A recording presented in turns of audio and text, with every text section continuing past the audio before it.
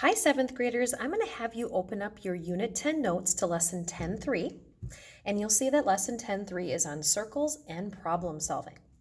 On the left side of your notes, you're asked, what is the formula for finding circumference? Let's write down the formula for circumference, pi times diameter, and then for area, we have pi times radius squared. Those are the two formulas that we're working with. And remember, the number that we're using for pi is 3.14. Being that this lesson is going to be application, I'm going to have you see if you can fill out the notes on your own at first. So let's look at number 1. I'm going to have you fill in your notes. The radius for the bike tire is 13 inches. Then go to number 2. The radius for the circular garden is 4.5 feet. On number 3, you're given the radius of 17 feet. And on number 4, you've got a Ferris wheel and the diameter is 60 meters. Let's flip to the next page here. On number 5, you've got a piece of bread that's 10 centimeters by 10 centimeters. And it looks like you're going to be cutting a circular sandwich from that piece of bread. On number 6, the circumference of the circle is 59.66 centimeters. And the area for number 7 is 452.16 inches squared.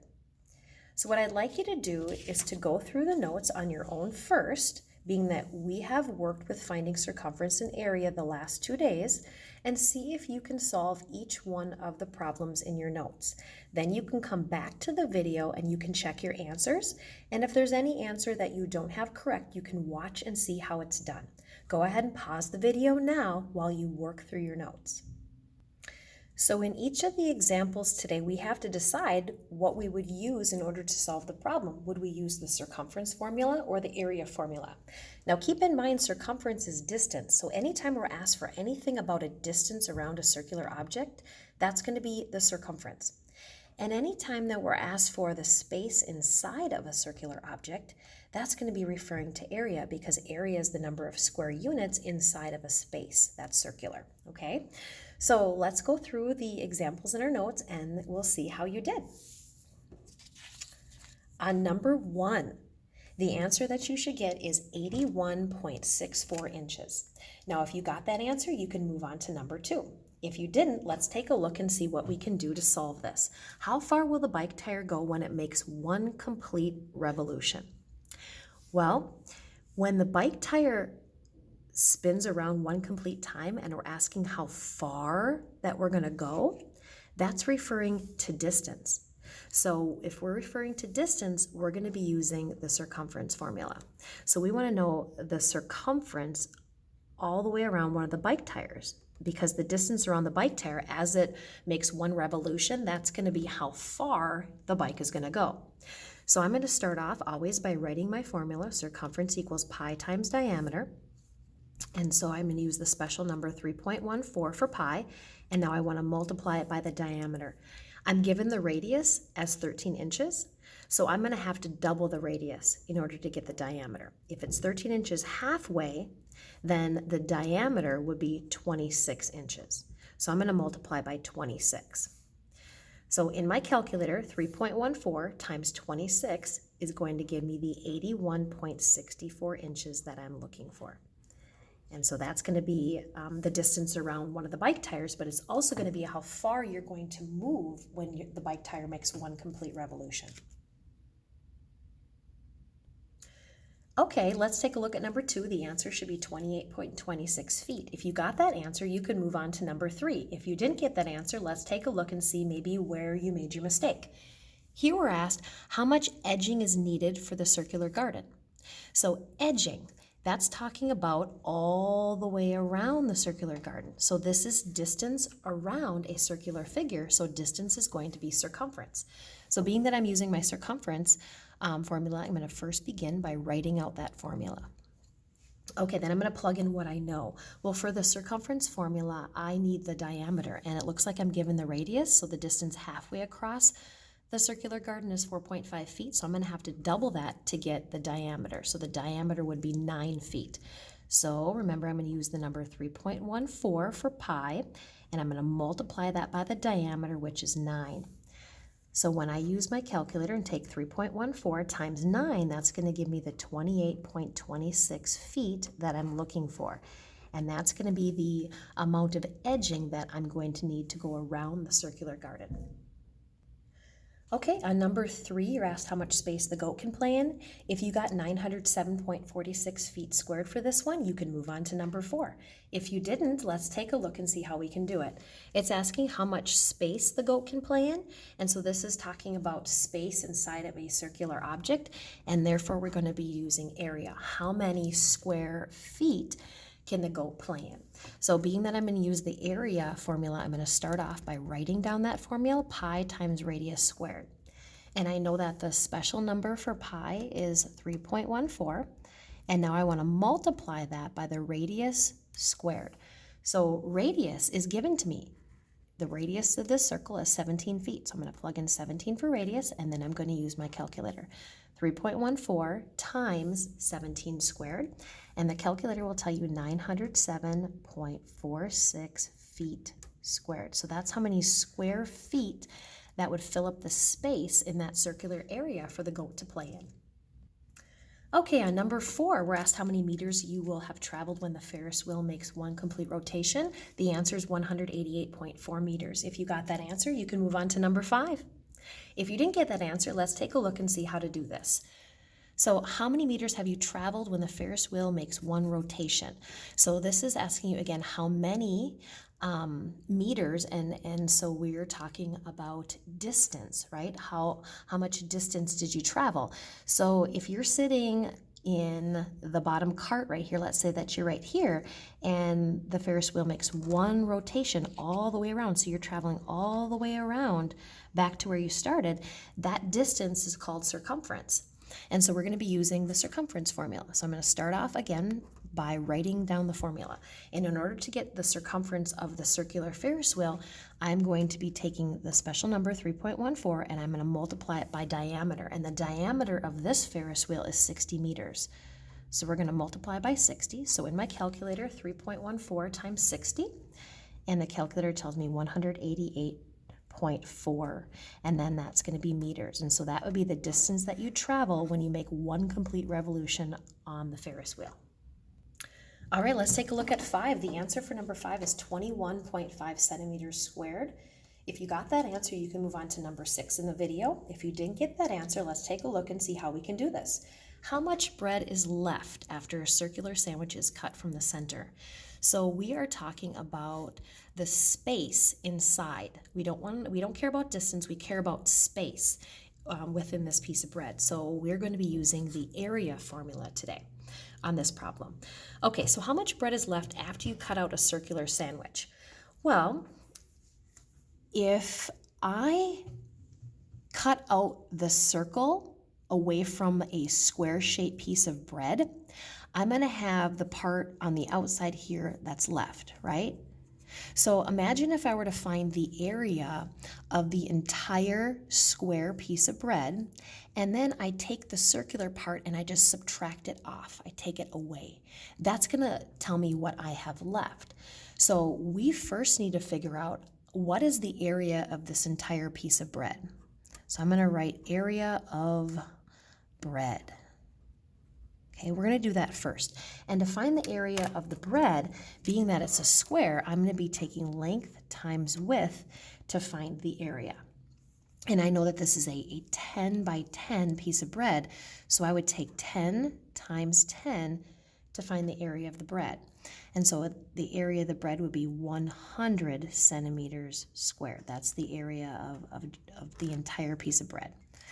Okay, now I'm going to find the area of the circle, that circular piece that I'm going to cut out. And in order to find the area of the circle, that's going to be pi times radius squared. Okay, so let's go back to the picture here. Now, the distance all the way across the piece of bread, so all the way across here is 10. So if the distance all the way across is 10, then halfway across would be 5, wouldn't it? And for the area of a circle, I'm going to need the radius. So the radius would be 5 centimeters. So I'm going to use the number 3.14 for pi, and I'm going to multiply it by 5 and then remember we want to square that radius. So when I do that in the calculator, 3.14 times 5 squared, I'm going to get 78.5, and again, that's centimeters squared. That's little square centimeters. Okay, so I have the area of the entire piece of bread, and I have the area of the circular part. And we're asked how much bread is left after the circular sandwich is cut from the center. So we want to cut this away from the full piece of bread. So I'm going to want to find out what's left, I'm going to want to use subtraction. So I'm going to take the entire area of the bread, 100, and I'm going to subtract the area of the circle, 78.5, and that's going to tell me what I have left. Now when you subtract that in the calculator, you get 21.5 centimeters squared. This is what you have left after that circle is cut out, which is not a whole lot because think it's just these little corners around the outside. That's what's left. So that's how you do number 5. Okay, on number 6, you're going to see the question on the left says, how can we work backwards to find the measurements of parts of a circle? So here we're asked for the radius, the diameter, and the area of this circle right here, and all we're given is circumference. So we got to work backwards. Now, notice with the circumference formula, I can find the diameter by working backwards, and then I can get the diameter here. And once I have the diameter, I know the radius is half of the diameter, and once I know the radius, I can plug that into the area formula to find the area. So lots of working backwards, lots of algebra going on here. All right, being that we're given the circumference, we're going to start off by writing down the formula for circumference. So begin by writing circumference equals pi times diameter. Okay, now what we'll do is we're going to plug in what we know. We know that the circumference is 59.66, and then I'm going to write the rest of the formula, pi times diameter. Now, I want to solve and figure out what's the value of the diameter. So being that these two are multiplied together, we can use division to undo this. Think of this as a one-step equation. We're trying to find the diameter, so let's undo the pi. Let's divide. Since this is multiplication, we're going to use the inverse. We're going to divide by pi. Remember, that's just the number 3.14. So I'm going to do the same thing over here. So I'm going to take my calculator, and I'm going to take 59.66, and I'm going to divide it by the pi, which is 3.14, and I get 19. So that means the diameter is 19. Okay, that tells us a lot. We got the diameter of 19, and this is centimeters. Okay, so let's fill in 19 centimeters for our diameter. Now, once we know the diameter, we then can figure out the radius because the radius is half of the diameter. So if I take the diameter, 19, and I divide it by 2, so I'm just going to hit the divide by 2 button in my calculator, that's my radius, which is 9.5. So right up here, 9.5 centimeters. Okay, so now once I have the radius, I can find the area. So I'm going to take the radius right here, and I'm going to use it and plug it right into the area formula. So let's write down the area formula.